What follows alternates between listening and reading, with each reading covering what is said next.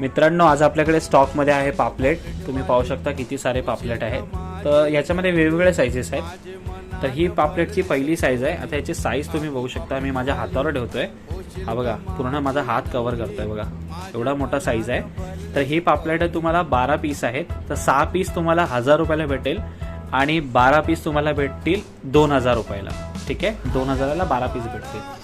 ही पापलेट आहे. याच्यामध्ये साईज तुम्ही बघू शकता त्यापेक्षा थोडी लहान आहे. ठीक आहे, सो ही पापलेट तुम्हाला पडतील 500 रुपयाला 6 पीस. 500 रुपयाला 6 पीस तुम्हाला भेटतील आणि 1000 रुपयाला 12 पीस भेटतील. ओके, त्याच्यानंतर ही साईज आहे.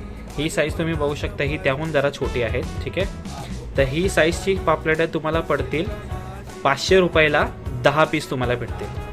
500 रुपयाला तुम्हाला 10 पीस ह्याची भेटतील. या साईजचे पापलेट आहे. फ्रेश पापलेट आहे 100%.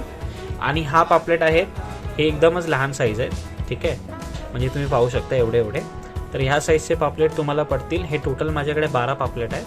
तर 12 पापलेट मी तुम्हाला हे देऊन टाकेन पूर्णच्या पूर्ण. तुम्हाला पडतील हे 400 रुपयाला.